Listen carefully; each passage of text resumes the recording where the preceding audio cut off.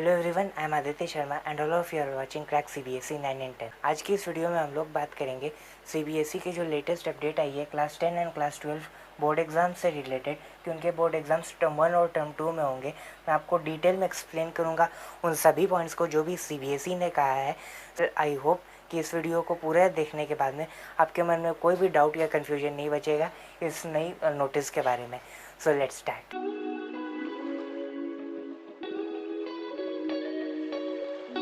तो सबसे पहले पॉइंट कि आपका बोर्ड एग्ज़ाम टर्म 1 और टर्म 2 दो बार होगा, ना कि हर साल जैसा कि एक बार आपका बोर्ड एग्ज़ाम होता है ईयर एंड में, वैसे आपका नहीं होगा। आपका इस साल 2021 और 22 के जो स्टूडेंट्स हैं उनका दो बार बोर्ड एग्ज़ाम होगा। तो इस टर्म 1 को हम ऐसा भी बोल सकते हैं कि ये बोर्ड एग्ज़ाम 1 है, और ये जो टर्म 2 है इसको हम लोग ऐसा भी बोल सकते हैं कि ये बोर्ड एग्ज़ाम 2 है। तो ऐसे करके आपका दो बार टर्म 1 और टर्म 2 के नाम से दो बार एग्ज़ाम होगा एक साल में। और फिर उसका अगला पैरामीटर है कि सिलेबस। तो सीबीएसई ने ये कहा है कि अप्रॉक्सीमेटली 50% सिलेबस टर्म 1 में पूछा जाएगा और अप्रॉक्सीमेटली 50% सिलेबस टर्म 2 में। लेकिन ये अप्रॉक्सीमेटली को देखकर बहुत सारे स्टूडेंट्स को ऐसा लग रहा है कि अप्रॉक्सीमेटली का मतलब 40% 45% भी आ सकता है, लेकिन ऐसा नहीं है। सीबीएसई ने अप्रॉक्सीमेटली इसलिए कहा है क्योंकि बहुत सारे सब्जेक्ट्स में सपोज़ 15 चैप्टर्स है, तो उनको टर्म 1 और टर्म 2 में 7+8 या फिर 8+7 देना पड़ेगा। वो 7.5 और 7.5 तो आधा आधा चैप्टर दोनों टर्म्स में नहीं दे सकते, इसलिए उनको ऐसे करके देना पड़ेगा कुछ सब्जेक्ट्स में। और ये चीज़ एग्जैक्ट 50% नहीं है, इसलिए उन्होंने अप्रॉक्सीमेटली कहा है। लेकिन अगर सीबीएसई ने कहा है 50%, तो इसका मतलब कि आधा ही सिलेबस आएगा आपके टर्म 1 में भी और टर्म 2 में भी। और फिर उसके अगला पैरामीटर है the dates of your exams. तो जो टर्म 1 के एग्ज़ाम्स होंगे वो नवंबर और से दिसंबर के बीच में कभी भी हो सकते हैं। तो सीबीएसई ने कहा है वो 4 से 8 वीक्स का टाइम लेंगे एग्ज़ाम्स को कंडक्ट कराने में ऑल ओवर इंडिया। तो नवंबर और दिसंबर में टर्म 1 का, और जैसा कि हर साल बोर्ड एग्ज़ाम मार्च और अप्रैल में होता है, उस टाइम पे टर्म 2 के एग्ज़ाम्स होंगे ऑल ओवर इंडिया। ये सेम डेट्स को फॉलो किए जाएंगे, और जो एग्जैक्ट डेट्स है वो सीबीएसई बाद में रिलीज़ करेगा। अगला पैरामीटर है ड्यूरेशन। तो जो टर्म 1 का आपका एग्ज़ाम होगा वो होगा आपका 90 मिनट्स का। इसका मतलब कि हम ऐसा भी बोल सकते हैं कि ये 1.5 आवर्स का होगा, और जो टर्म 2 का होगा that will be of 2 hours. तो इसका मतलब कि टर्म 2 पे आपको हाफ एन आवर ज़्यादा मिल रहा है इन कंपेरिजन टू टर्म 1। तो ऐसा इसलिए क्योंकि आपका जो क्वेश्चन टाइप है that will be just MCQs in the term 1। तो इसलिए जो भी एमसीक्यूज़ होते हैं उनको सॉल्व करने में थोड़ा सा कम टाइम लगता है in comparison to the descriptive one, जिसमें कि आपको ज़्यादा एक्सप्लेन करना पड़ता है। इस पर सिर्फ एक क्वेश्चन होगा और फिर उसके 4 ऑप्शंस होंगे, और फिर जो भी उसमें से सही ऑप्शन है आपको सिर्फ उसमें टिक कर देना है। तो इसलिए आपको इसमें कम टाइम मिलेगा, इसलिए आपको half an hour come time दिया गया है टर्म 1 में। और फिर अगर हम बात करें क्वेश्चन टाइप की कि किस तरह का क्वेश्चन आएगा, कौन सा क्वेश्चन पैटर्न को फॉलो किया जाएगा, तो जो आपका टर्म 1 का एग्ज़ाम है उसमें जैसा कि मैंने कहा सिर्फ एमसीक्यूज़ या फिर जिसे हम ऑब्जेक्टिव टाइप क्वेश्चंस भी बोलते हैं, सिर्फ ऐसे क्वेश्चंस आएंगे। और फिर उसमें से जो नॉर्मल क्वेश्चन एमसीक्यूज़ होते हैं जो कि हमारे बुक में भी होता है, जो कि बहुत सालों से फॉलो हो रहे हैं, वैसे तो ज़रूर रहेंगे। उसके साथ साथ में कुछ केस बेस्ड एमसीक्यूज़ भी आएंगे। और मैं जितने भी क्वेश्चंस बोल रहा हूँ सबका मैं एग्जांपल भी आपको साथ साथ में दिखा रहा हूँ, जिससे कि आप और अच्छे से अंडरस्टैंड कर सके।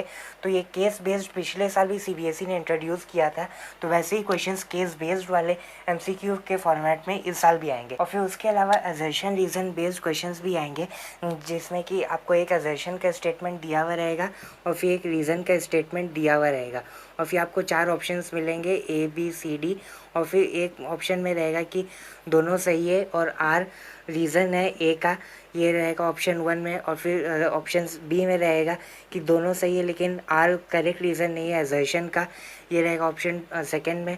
और फिर थर्ड में रहेगा कि असर्शन सही है और रीज़न फॉल्स है, और फिर फोर्थ में रहेगा कि रीज़न फॉल्स है असर्शन सही है। तो ये मैं आपको सिर्फ एग्जांपल के लिए ऐसे बोल रहा हूँ, वरना इसका ऑर्डर चेंज हो सकता है और इसमें जो भी कंटेंट है एमसीक्यू में वो भी चेंज हो सकता है आपके जो भी चॉइस है उसमें ए बी सी डी में। लेकिन ये जनरली ऐसा ही होता है, और मैं आपको एग्जांपल के लिए पिक्चर भी दिखा रहा हूँ। जैसा कि पिछले साल सीबीएसई के सैम्पल पेपर में उन्होंने असर्शन रीज़न वाले दिए थे उसके हिसाब से, तो और फिर जो भी करेक्ट है आपको उसमें सिर्फ टिक करना पड़ेगा। तो ये भी सिर्फ एमसीक्यू के फॉर्मेट वाला ही हुआ, जिसमें कि आपको एक अजर्शन का स्टेटमेंट, एक रीज़न का स्टेटमेंट और फिर उसके 4 ऑप्शंस। तो ये चीज़ रहेगी आपके टर्म 1 में, और ऐसा ही क्वेश्चन पेपर पूरा आपका रहेगा, सिर्फ इन्हीं क्वेश्चन पैटर्न को फॉलो किया जाएगा according to CBSE latest news. जो अभी तक सीबीएसई की न्यूज़ आई है उसके हिसाब से ऐसे ही क्वेश्चन आएंगे टर्म 1। और फिर उसके बाद हम बात करते हैं टर्म 2 में कैसे क्वेश्चन आएंगे। तो इसमें आपके सब्जेक्टिव या फिर डिस्क्रिप्टिव क्वेश्चन आएंगे, जो कि हम हर साल अपने 3 मार्क्स के, 5 मार्क्स के, 2 मार्क्स के जो क्वेश्चन आंसर्स को हम फ्रेम करते हैं, जो हर साल हम लिखते हैं, वो ऐसे क्वेश्चन आंसर्स आएंगे आपके टर्म 2 में, जैसा कि बोर्ड एग्ज़ाम में हर साल पूछा जाता है। और इसमें कैसे रहेंगे, तो इसमें आपको कुछ केस बेस्ड भी पूछे जाएंगे, जिन्हें सिचुएशन बेस्ड भी बोलते हैं। तो वैसे क्वेश्चंस आपके टर्म 2 में भी आएंगे। और फिर कुछ जो हर साल आते हैं ओपन एंडेड, जिसे हम शॉर्ट आंसर टाइप और लॉन्ग आंसर टाइप क्वेश्चंस कहते हैं, वैसे क्वेश्चंस भी आएंगे। तो ये पूरा ऑब्जेक्टिव का पार्ट आएगा टर्म 1 में, और जो सब्जेक्टिव या फिर डिस्क्रिप्टिव वाला पार्ट है वो आएगा टर्म 2 में। ऐसे करके आपका डिवाइडेड होगा जो भी क्वेश्चन का पैटर्न है। और फिर जो एग्जैक्ट आपका सैम्पल पेपर रहेगा कि किस तरह में, किस फ्लो में क्वेश्चन आएंगे, वो सीबीएसई ने अभी तक रिलीज़ नहीं किया। जैसे ही रिलीज़ होगा मैं उस पर भी एक वीडियो बना दूंगा। और फिर जो इसका अगला पॉइंट है, डेट इज़ कि क्वेश्चन पेपर कौन डिज़ाइन करेगा। तो दोनों ही केसेस में टर्म 1 हो या फिर वो टर्म 2 हो, सीबीएसई ही क्वेश्चन पेपर डिज़ाइन करेगा। आपके स्कूल क्वेश्चन पेपर को डिज़ाइन नहीं करेंगे, सीबीएसई क्वेश्चन पेपर को पूरा डिज़ाइन कर देगा और फिर सीबीएसई आपके स्कूल को भेजेगा। और फिर इसका अगला पैरामीटर है the place of the exam. तो जो टर्म 1 का एग्ज़ाम होगा अंडर द नॉर्मल कंडीशंस, अगर कंडीशन सारे नॉर्मल रहे तो वो कहाँ कहाँ पर होंगे वो मैं आपको बता देता हूँ। और फिर अगर कंडीशंस वर्सन हो जाते हैं तब फिर जो अलग अलग तरह के सिचुएशंस सीबीएसई ने बताई है कि तब उन केसेस में कैसे करके एग्ज़ाम्स को कंडक्ट कराए जाएंगे, वो मैं आपको थोड़ी देर में बताता हूँ। पहले अगर situations are normal and under control, तब जो टर्म 1 का एग्ज़ाम है that will be in your schools under the supervision of CBSE appointed superintendents and observers. इसका मतलब कि जो टर्म 1 का एग्ज़ाम है उसका क्वेश्चन पेपर सीबीएसई बनाएगा और सीबीएसई भेजेगा आपके स्कूल को, और जो आपका एग्ज़ाम होगा वो भी आपके स्कूल में ही होगा। लेकिन सीबीएसई कुछ अपॉइंट्स करेगा ऐसे कुछ टीचर्स को जिन्हें वो सुपरिटेंडेंट्स एंड ऑब्जर्वर्स का नाम दे रहे हैं। वो हो सकता है कि आपके आसपास के स्कूल के टीचर्स ही हों, वो आएंगे आपके स्कूल में, और फिर जो एग्ज़ाम सेंटर का माहौल होता है वैसा क्रिएट करने की कोशिश करी जाएगी आपके ही स्कूल में, और वैसे करके आपका टर्म 1 का एग्ज़ाम लिया जाएगा।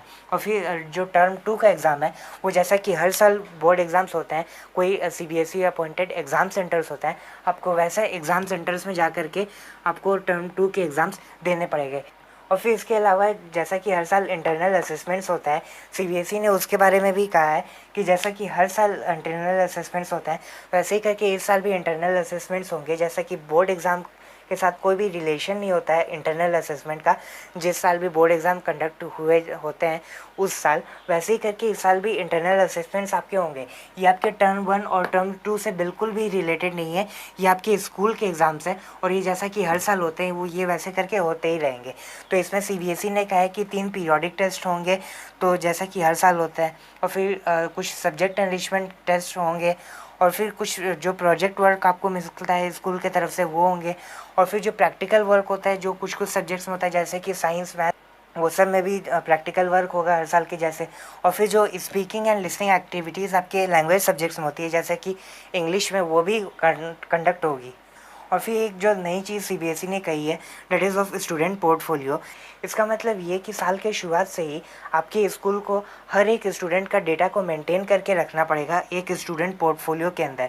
इसका मतलब ये कि हर एक स्टूडेंट का एक सेपरेट पोर्टफोलियो बनाया जाएगा जिसमें कि साल के शुरुआत से उसने जितने भी टेस्ट दिए हैं, भले वो इंटरनल असेसमेंट्स हो या फिर वो और भी अगर टर्म 1 के एग्ज़ाम्स हो, उन्हें रिकॉर्ड किया जाएगा स्टूडेंट पोर्टफोलियो के अंदर, जिससे कि साल के बाद में जा कर के अगर ज़रूरत पड़ी इंटरनल असेसमेंट्स की मार्क्स की तो फिर से उन्हें ढूंढना नहीं पड़े, वो एक ही जगह पे सारे स्टूडेंट्स के मार्क्स हो, और ये हर स्टूडेंट का डिफरेंटली क्रिएट करा जाएगा आपके स्कूल के तरफ से।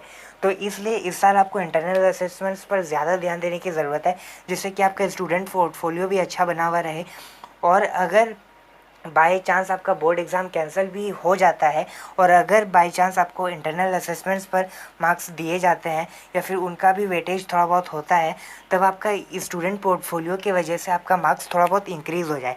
इसलिए आपके स्कूल के अंदर में जितने भी जो भी आपके टीचर्स आपको जो भी चीज़ें बोलते हैं इस टेस्ट के बारे में, उस टेस्ट के बारे में, और उन सभी चीज़ों को आपको ज़रूर फॉलो करना है, क्योंकि आपके स्कूल के एग्ज़ाम्स भी इस साल बहुत ही ज़्यादा काम में आएंगे स्टूडेंट पोर्टफोलियो के वजह से।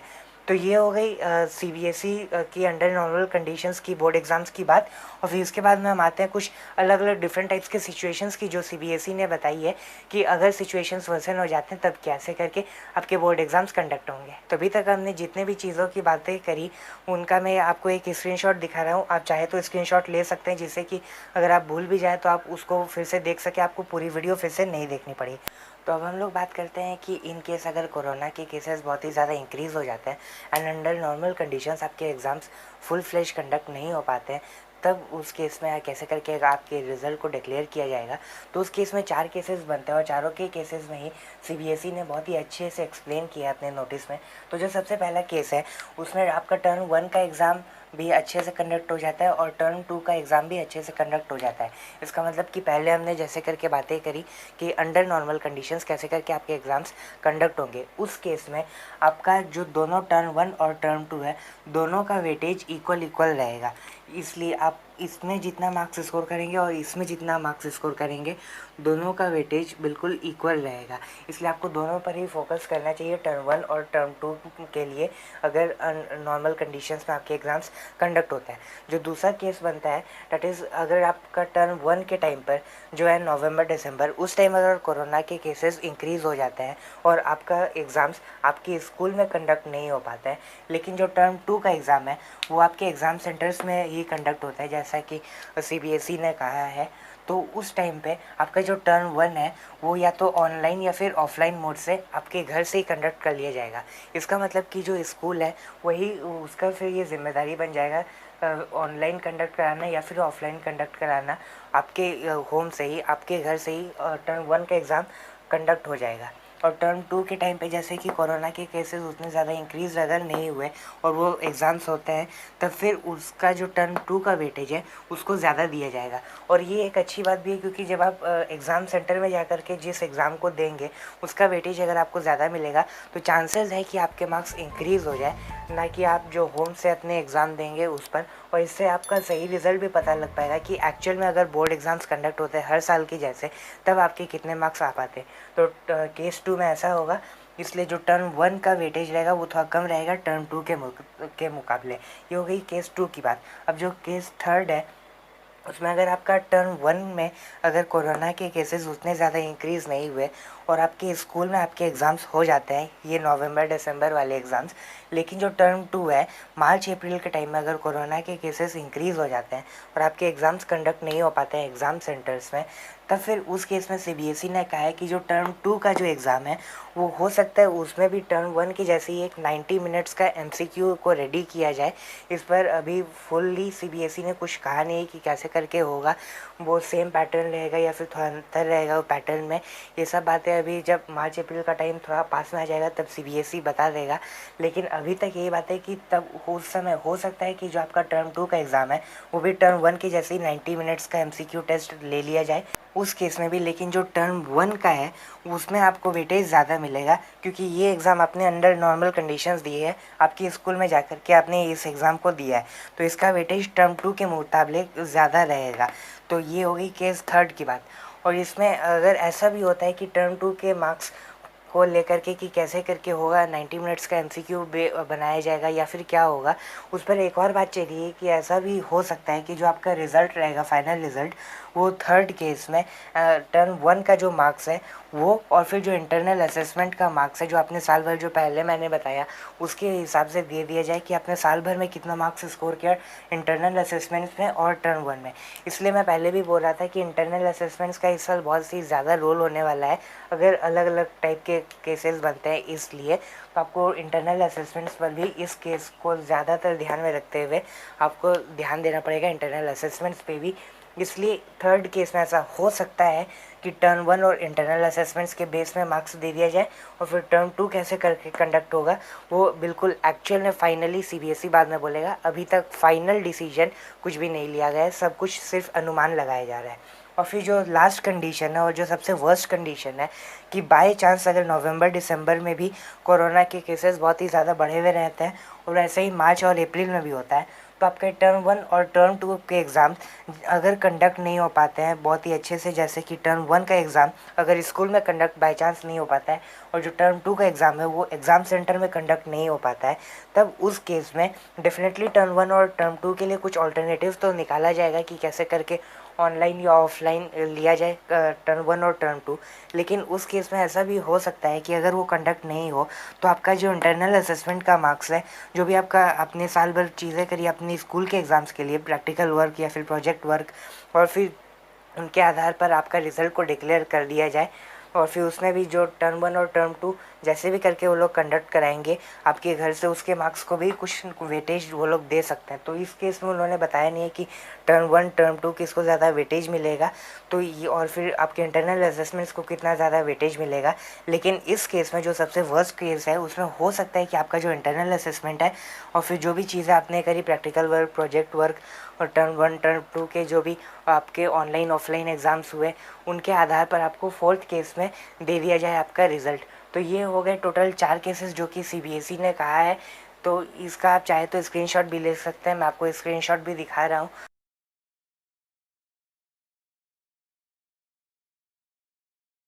तो इसलिए जैसा कि हमने अभी तक देखा कि इंटरनल असेसमेंट्स का इस साल हो सकता है बहुत ही ज़्यादा यूज़ हो, जैसा कि पिछले साल भी इंटरनल असेसमेंट्स के आधार पर ही मार्क्स दिया गया है स्टूडेंट्स को, जिसका कि रिज़ल्ट अभी तक डिक्लेयर नहीं हुआ है, लेकिन उसी आधार पर ऑब्जेक्टिव क्राइटेरिया के अकॉर्डिंग जिसको मार्क्स दिया जाएगा। तो ऐसे ही करके इस साल भी बाई चांस हो सकता है कि इंटरनल असेसमेंट्स का बहुत ही ज़्यादा रोल हो।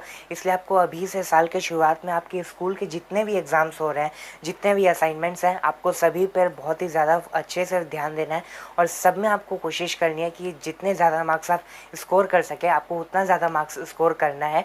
और वैसे भी इस साल जो स्टूडेंट पोर्टफोलियो इंट्रोड्यूस हुआ है, जैसा कि मैंने पहले कहा, तो उसके आधार से भी हो सकता है ज़रूर कुछ ना कुछ इन्फ्लुएंस तो ज़रूर रहेगा उसका रिज़ल्ट के ऊपर। इसलिए आपको साल भर इस साल बहुत ही ज़्यादा मेहनत से पढ़ाई करनी है और एक एक एग्ज़ाम को आपको सीरियसली लेना है, भले वो इंटरनल असेसमेंट हो 10 मार्क्स का, 20 मार्क्स का, या फिर वो कोई भी एग्ज़ाम हो, आपको उतने ही सीरियसली लेना है। जैसा कि हो सकता है इस वाला टेस्ट का जो मार्क्स है वो मेरा बोर्ड का रिज़ल्ट के साथ भी ऐड हो जाए।